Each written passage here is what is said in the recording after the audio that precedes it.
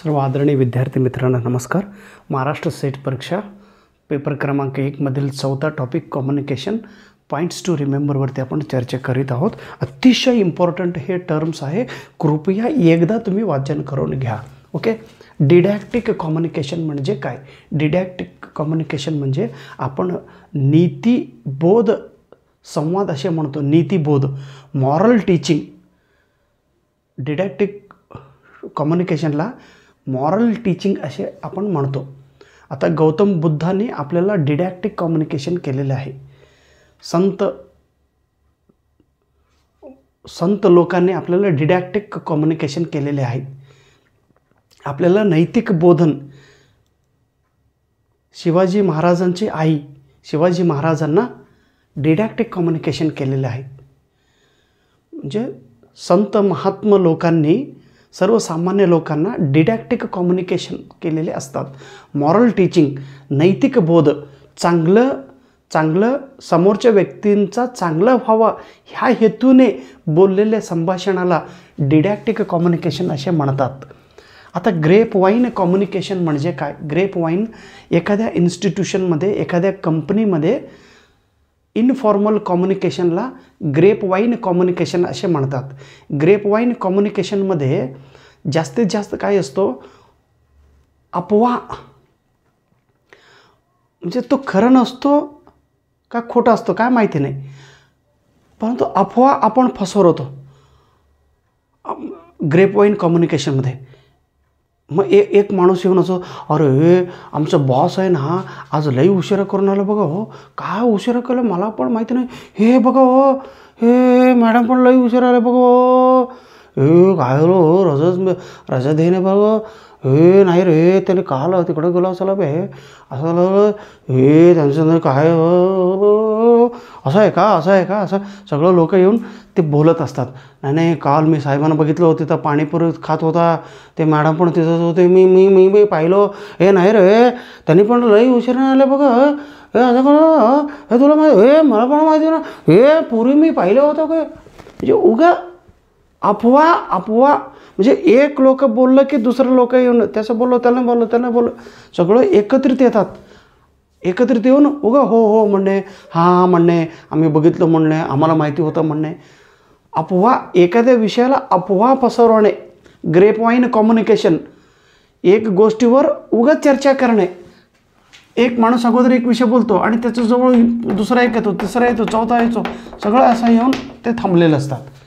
आणि नंतर जेव्हा ते बॉस येतील, काय चाललं असं बोललं की सगळं पळा सगळे लोक पुन्हा परत जाऊन त्यांच्या टेबलवर बसून काम करत असतात.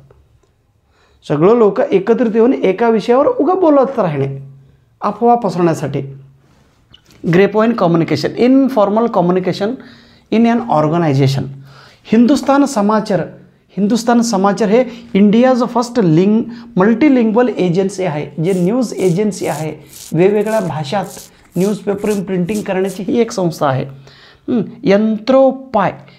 एन्थ्रोपी म्हणजे काय? एन्थ्रोपी म्हणजे ओरल कम्युनिकेशन करीत असताना आपण मौखिक कम्युनिकेशन करतो, तोंडाने कम्युनिकेशन करत असतो.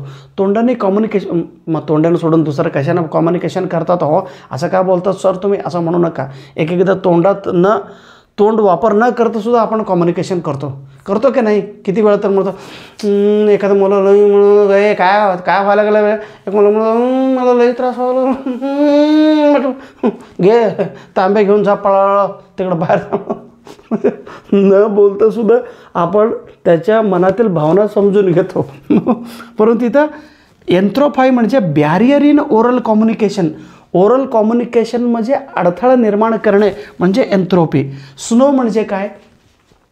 टी व्हीवरती असं डॉट येतात बघा, त्याला स्नो म्हणतात. हे 2014च्या नेट एक्झाममध्ये विचारलेले प्रश्न. डॉट्स ऑन टी व्ही स्क्रीनला स्नो म्हणतात. मॅन्युअल कॅसल हे एक व्यक्तीचं नाव आहे. मॅन्युअल कॅसल यांनी नेटवर्क सोसायटी असं एक नवीन कन्सेप्ट त्यांनी मांडलेलं आहे. Network society.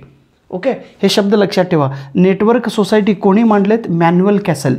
नेटवर्क सोसायटी म्हणजे नेटवर्कच्या माध्यमातून सोसायटी निर्माण करणे. आता सोशल मीडियावरून, यूट्यूबच्या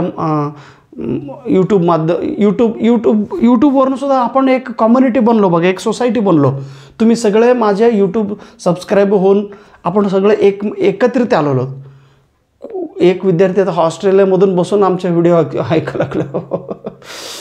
काय करावं. एक मॅडम दुबईमधून बसून आमच्या व्हिडिओ ऐकत आहे. हे सगळे कनेक्शन झालेलं आहे, कनेक्शन नेटवर्क सोसायटी झालेलं आहे. थिओडोर अडोर्नो हा एक माणूस आहे. त्यांनी काय म्हणाले माहिती आहे का, मास मीडियाला मास कल्चर असे नाव दिलेले आहेत. हे लक्षात ठेवा. मी बोर्डवर लिहिलेलं प्रत्येक शब्द इम्पॉर्टंट आहे. मास मीडियाला मास कल्चर असं कोणी सांगितलेत? थिओडोर अडोर्नो यांनी. आता BJP जे आहे पार्टी, त्यांचा एक पब्लिकेशन आहे, एक मंथली मॅगझिन येतात, त्याला पंचजन असे म्हणतात. हे पेपरला आलेले प्रश्न होते बघा. BJPचा प्रश्न तिथं पेपरला आले. रिउटर्स म्हणजे काय? 1851ला इंग्लंड येथे ही एक न्यूज एजन्सी आहे. ह्याला आपण जगातील सगळ्यात लार्जेस्ट न्यूज एजन्सी म्हणून म्हणतो. ह्याला भारत देशातील पहिला फॉरेन न्यूज एजन्सी आहे. पोस्ट ब्रॉडकास्ट मीडिया कशाला म्हणतात? पोस्ट ब्रॉडकास्ट मीडिया, सोशल मीडियाला पोस्ट ब्रॉडकास्ट मीडिया असे म्हणतात. Post broadcast media. आता पेपरला येण्या अगोदरच व्हॉट्सअपला बातमी आलेल्या असतात बघा. अजून येणार पेपरला उद्या प्रिंट होतो, अगोदरच व्हॉट्सअपला सगळीकडे माहिती पसरून जातात. पोस्ट ब्रॉडकास्ट मीडिया सोशल मीडियाला म्हणतात. कॉन्टेक्स्ट म्हणजे काय? संदर्भ. In communication we understand message properly. पुढे गेलं नाही बरं का, पुढे गेले नाही. व्यवस्थित अभ्यास करा. पुढे गेलं नाही. कंटेक्स्ट. मी कोणत्या कंटेक्स्टमध्ये, कोणत्या संदर्भातून हा वाक्य बोललो? पुढे गेलं नाही. ह्याच रविवारला होणार आहे. पुढं गेलं म्हणून तुम्ही थांबू नका. आता पुढं गेलं हे मी पूर्ण वाक्य बोललं नाही तरीसुद्धा तुम्ही समजून घेतलं आहे. मलाही समजलं आणि तुम्हालाही समजलं. आमच्या मॅडमला समजलं का पुढं गेले म्हटलं तरी ते म्हटलं काय पुढं गेले, त्याला काय माहिती. इतर विद्यार्थ्यांना, इतर लोकांना ह्याचा अर्थ कळत नाही. आपण संदर्भावरनं त्या शब्दांचा अर्थ समजून घेतो. पुढं जायला पाहिजे होतं पण पुढं गेलं नाही. काय पुढं जायला पाहिजे होतं. पेपर महाराष्ट्राची सेट परीक्षा पुढं गेलं असलं तर अजून 2 महिने आपल्याला अभ्यासाला मिळाले असते. परंतु कापडणे साहेबांनी पुढं ढकलले नाही. त्यामुळं माझाही BP जास्त कमी व्हायला लागलो. काय करू. एका आठवड्यात कसं सेटचा पेपर लेक्चर घेऊ असं मला टेन्शन लागलं. परंतु आंध्र प्रदेश सरकारमध्ये सगळं पेपर पुढे गेलेलं आहे. आपलं महाराष्ट्र गेलं नाही, जायला पाहिजे होतं. चला, इंटरफेरन्स इन कम्युनिकेशन म्हणजे काय? कम्युनिकेशन म्हणजे इंटरफेरन्स. कम्युनिकेशन म्हणजे अडथळा निर्माण करणारी घटक कोणता आहे? नॉईज. ओके, नॉईज म्हणजे असं अडथळा निर्माण करतो. आवाज, घोंगाट आवाज.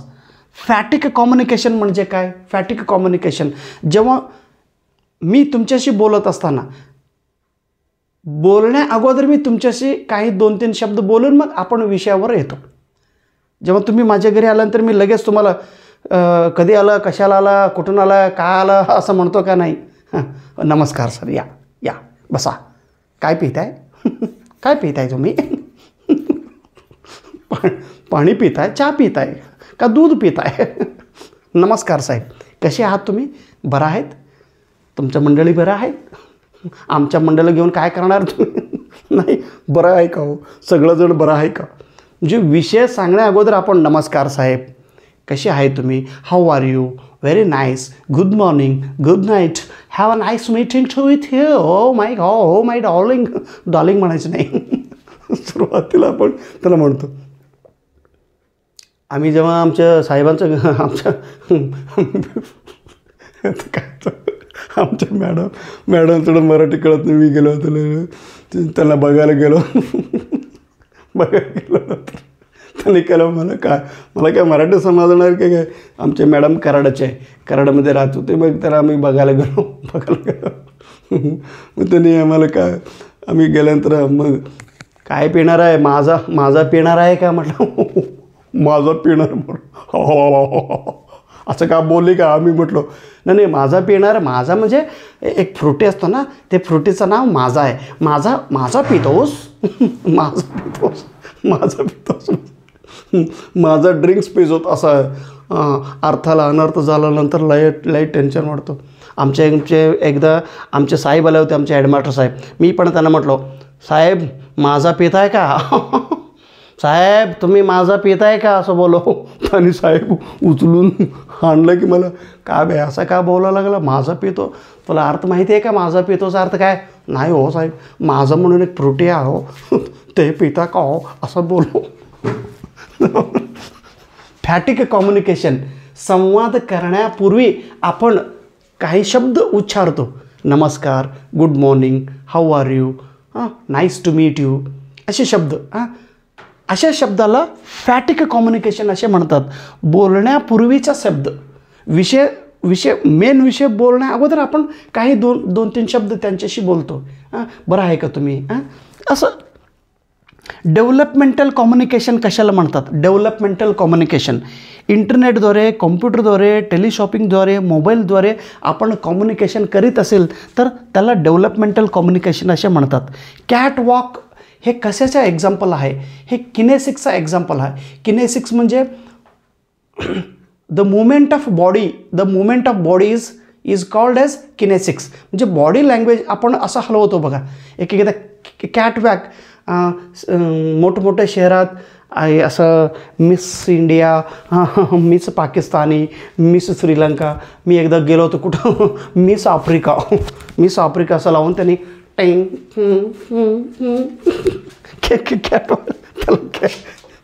त्याला कॅट वॅक म्हणतात.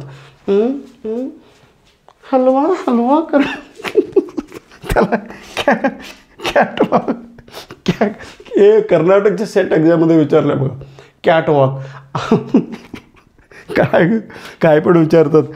जेन सर्वे यांनी कम्युनिकेशनला मल्टिप्लिकेशन मॉडेल असे एक नवीन कॉन्सेप्ट ह्यांनी सांगितलेले आहेत. त्याच्यानंतर बिग बॉस हे एक रियालिटी शो आहे. ओके, गाणे म्हणण्याचा एक रियालिटी शो असतो बघा. लहान मुलांना घेऊन येऊन त्यांना म्हणजे गाणे म्हणतात. रियालिटी शो आहे.